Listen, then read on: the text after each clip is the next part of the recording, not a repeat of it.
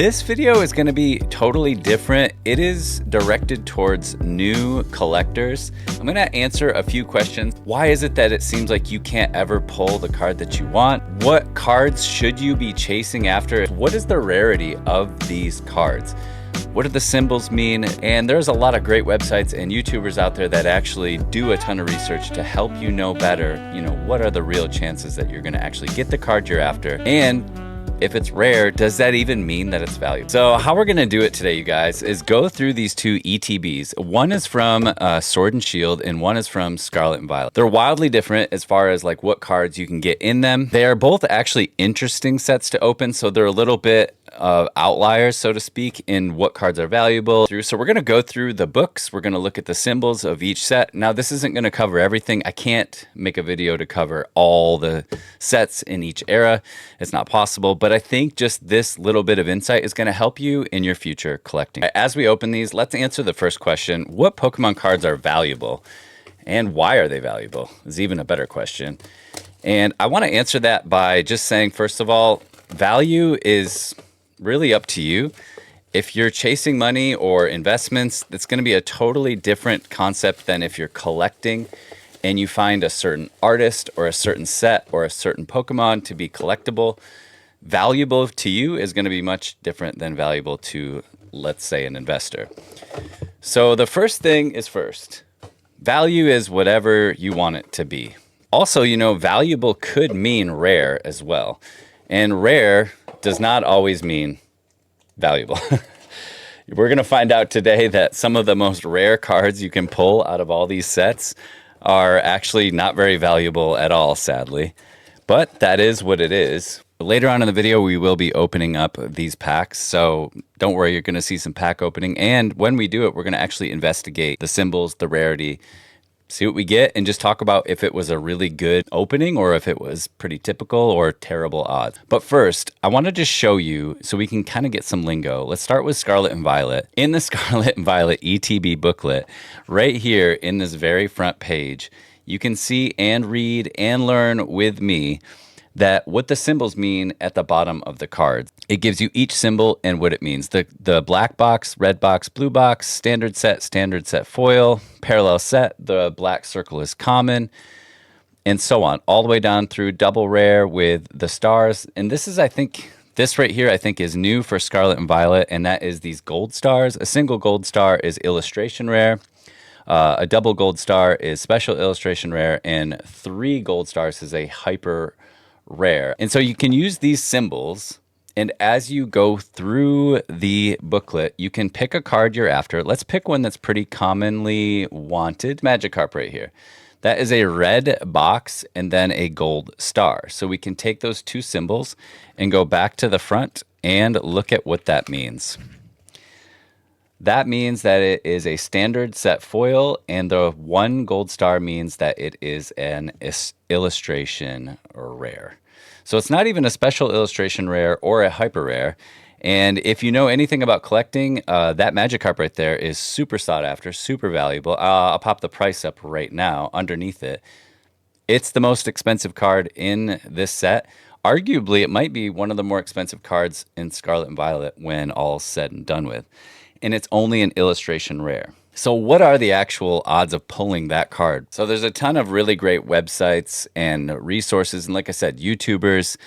Danny Phantom is a YouTuber who does a ton of pack openings and then reveals the data that he finds when opening thousands and thousands of packs. So he's a great resource as well. This is TCG Player. And they have opened, this is out of right here, you can see this is 8,000 packs. They opened and did these pull rate evaluations math. Okay, so let's take the Magikarp. It says 1 in 480 packs is the chance of pulling this specific card. And what that means is, well, look down here.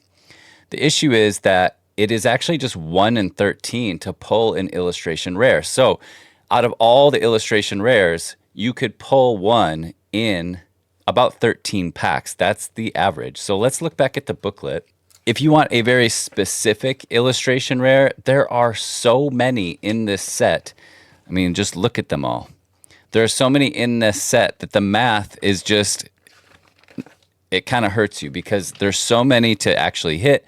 1 out of 13 is good odds, yeah, but to hit a actual specific card, the odds are 1 in 480 to hit a specific illustration rare. I hope that makes sense. You're going to find out, though, that's pretty good. Like, for a valuable card, this card you should chase, especially while Paldea Evolved is cheap. It's epic. I know I only did one example, but for the sake of the video, you can use the resources I'm giving you to look up the cards that you specifically want. Let's switch over to Sword and Shield. All right, so opening this booklet up, you're going to find the same exact thing. We can go right to this kind of beginning page of the set list, and it gives you all the symbols and what all the symbols mean. So very similar here, standard set, foil, parallel set. We have a new one here, Trainer Gallery Foil. Commons, uncommon, rare with the black star. Now, this is where it gets totally different. As you can see, this is the old system. We got a black star and an H for a holo rare, black star and a U for an ultra rare. We have a radiant rare, which is a subset, a holo rare V max, V star, rainbow rare. And then we get into the black star with an S as a secret rare. And then you have Trainer Gallery, which is another whole subset, which is why this set is kind of cool, because in that reverse slot, you can hit possibly another whole subset of cards, which is great for pull rates, as we're going to find out. So let's just take a couple looks. Find a chase card in here. Okay, so in the Sword and Shield era, these are called alternate arts, and they're basically like, instead of the full art version of the card, they are alternate arts of that same exact Pokemon, and they are much more valuable. So let's take the Lugia, for example, and let's talk about it. So it's a red square and a black star with a U. If you remember, red square is from the standard set, and it is a foil. And the black star U is a black star, and it's an ultra rare. So what does that mean? Let's go find out what that means in the pull rates. So looking over here at Silver Tempest pull rates, we can find the Lugia up in this top corner, and it is 1 in 684 packs is about the chances you're going to hit the Lugia. This is the same. It's out of 8,000 packs. All right, so to find out the specific odds of this Lugia, we're going to scroll down in this TCG Player website, and we're going to find the odds. So right here we can see the ultra rare, a normal Pokemon V, you're going to hit in about 1 in 9 packs, and that's any, so it's not a specific one. Your full art V is going to be 1 in 48, and the alt art 1 in 168 packs, or 0.6%. The alt arts are obviously way harder to pull. And just comparing with what we just learned from the Magikarp, what's easier to pull? Well, obviously the Magikarp's going to be much easier to pull because the chances of hitting is just way better. All right, let's finally rip open some packs, get into the actual cards that we get, and just kind of talk about if they're rare, hard to pull, or not. And do your own research, look online. Those are sample sizes, you know, they're not exact things. It doesn't mean it's exact. Your chances of pulling the Magikarp might be a lot worse, or you might get it on your first pack. I mean, that's just kind of the way it is with this stuff. So we have a bunch of commons here we're going to go through. When we hit something rare, we'll talk about the rarity of it, why it's rare, and if it's valuable. Like, is it worth collecting? We have a Tandemaus, into nothing, and just a regular holo. Switching over to Silver Tempest. Another basic idea about this whole thing. The whole subsets, like Sword and Shield was a lot more complex with so many different subsets and different things going on. Scarlet and Violet has simplified it quite a bit. And really, we can talk about just a few things and get the gist of Scarlet and Violet. Anything in this first set? Nothing. We have another just regular holo. And as you can see, come on camera, you have a white star, which I believe is just considered a rare, holo rare. Back to Paldea Evolved. I hope we get something rare so we can talk about, you know, is it valuable? Is it worth getting? Is it hard to collect? Is it hard to chase? If we don't, I mean, I guess we had fun in the beginning of this video. Hopefully you learned something. I'm learning as much as you guys. I'm new. And if you're an expert, you know, chime in the comments, teach us something. Anything in that second slot? No. And Gyarados Hollow. One thing of note is the Greninja. So if you guys do a little bit of research, if you want the Greninja, do a little bit of research and look up the Rarity. I'm going to let you do that as homework.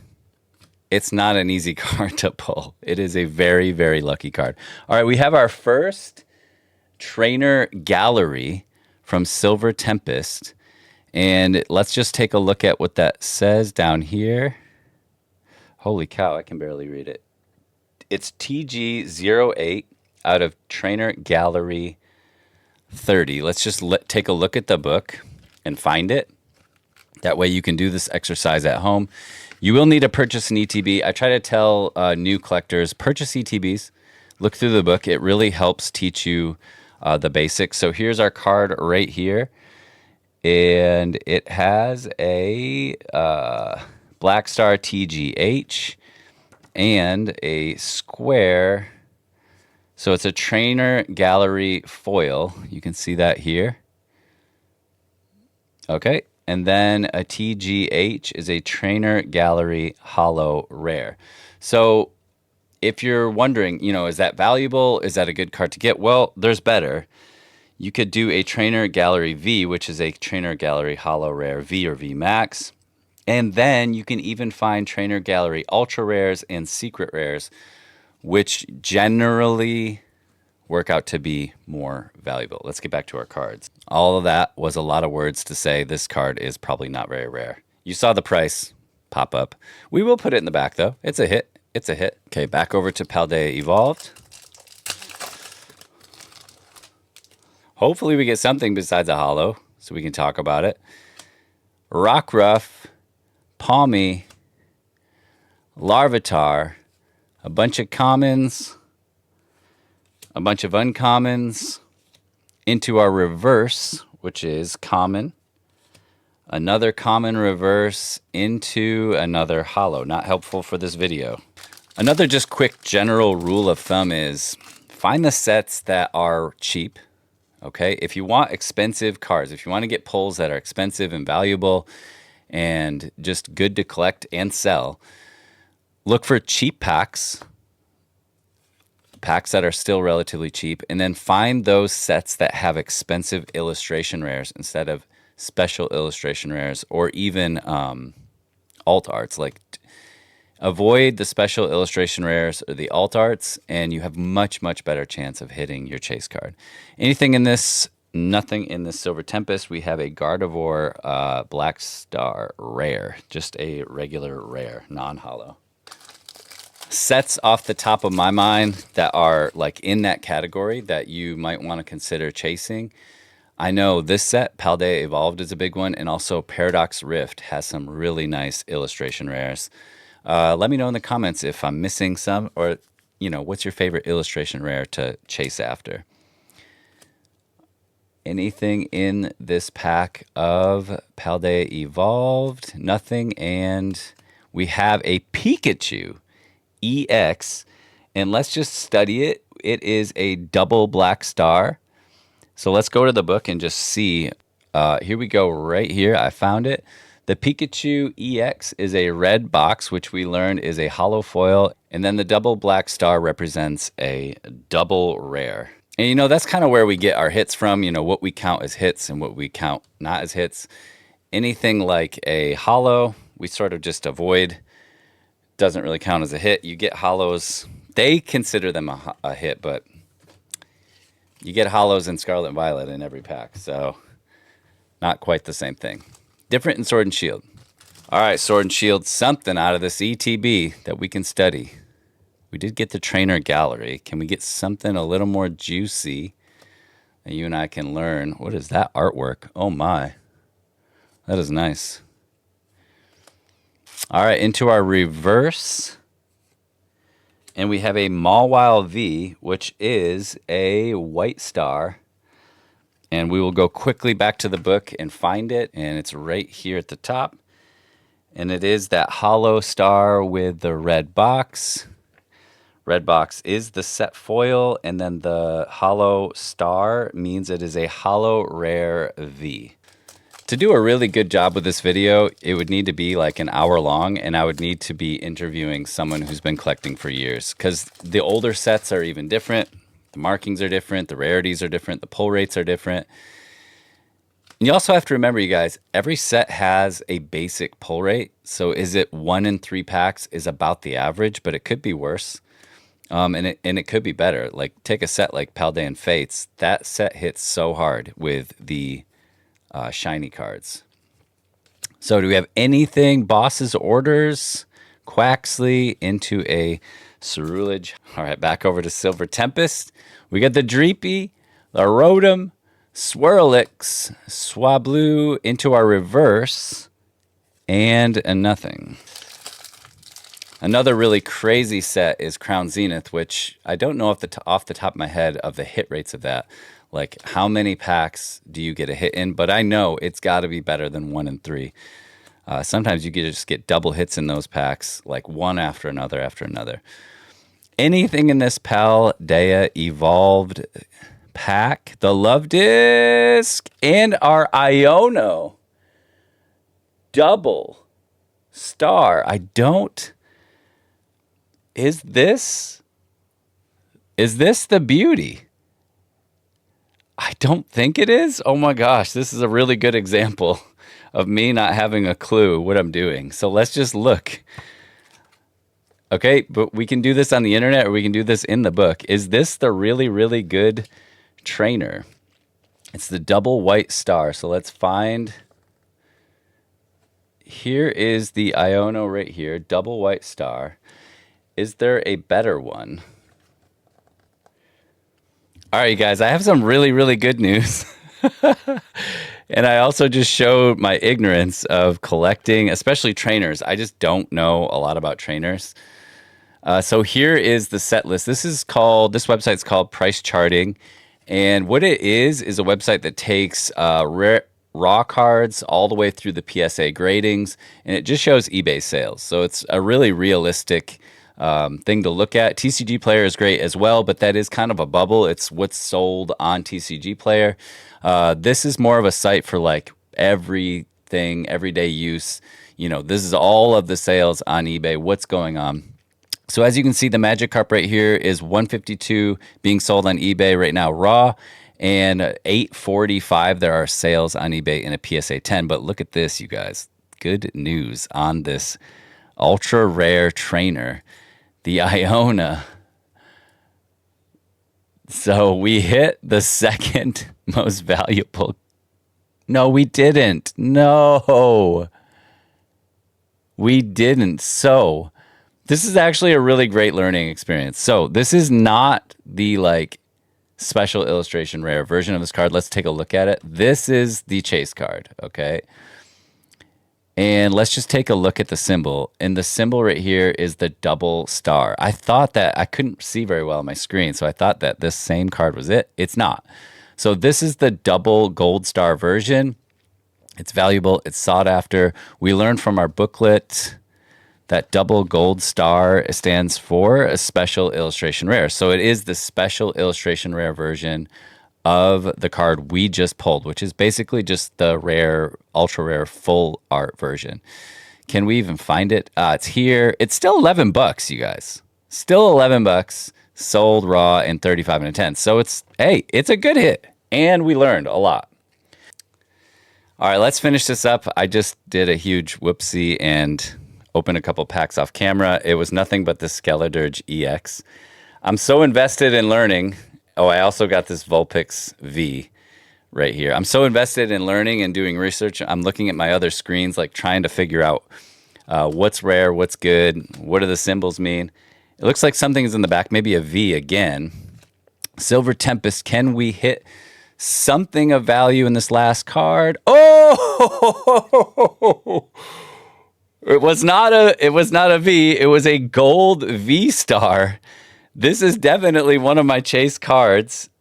Oh, baby. Okay, so we can look. It is a white star. You guys can't barely see that. It's a white star. Let's sleeve it carefully, and then we'll talk about its rarity in a second. Scroll and look at the cards. Obviously, this Lugia V is the best, 202 raw with 444 in a 10. The alt arts here are going to be King. We got the Rayquaza as well. Oh, the rainbow is better. The rainbow is better. Let's just click on this for a second. Let's look at why. So that's also a white star. It's not necessarily more rare, I don't think. And here's our gold V star. And that is selling about 15 bucks raw, 54 in a 10. It's a good card. It is a really good card. So gold cards and rainbow cards are a little different. Usually they are the most rare. Let's go to the very back. They're usually in that way back slot right here. There's our Lugia card here. It is a black star and an S. And what that stands for is a secret rare card in the set. And for science sake, let's go check TCG Player. All right, you guys, let's take a look at just like the pull rates, maybe why the value is the way it is. So we can find out right here in 8,000 packs, this person found that the specific pull rate of a rainbow card right here is 1 in 1,271. That's crazy. That's so rare. Think about it like this. This gold card is 1 in 809 packs to hit this exact gold card. And so there's kind of where the price might be coming from. But then think about this. The Lugia alt art, way easier to pull. Way easier. 1 in 684 packs. Better than the gold. Better than the rainbow. And if you look at the price, we just looked at the price. It's the most valuable card in the set. So value does not always mean rare. All right, last pack of Paldea Evolved. Thank you guys for watching. If you're still here, wow. Thank you. That's amazing. Can we pop anything in this last pack? Either way, both of those boost ETBs have been epic. Anything in this? We got the Sudowoodo, the Pelipper, the Mankey reverse into the Combi reverse, and finally another Gyarados holo. All right, here are our hits, you guys. It was a great opening and just a fun video to make. I learned a lot. Use your resources out there that you have. Use TCG Player. Use those really good YouTubers who just rip thousands and thousands of packs and tell you, you know, the average pull rates of cards. Use those resources, and when you're chasing a card, use common sense. If it's going to take you 1,500 packs to find the card you're after, you might better just go purchase it. Like, you know, depending on how much it is, that's definitely something you need to think about. And try to chase those cards that you really enjoy collecting. Run after a certain style of cards and forget about the value, and you're going to be happy with whatever you end up getting. And so that's it for me today. Thank you so much for watching, and thanks for learning along. Like I said, put some comments down below if you're an expert, because I clearly am not. And so I will see you guys on the next one.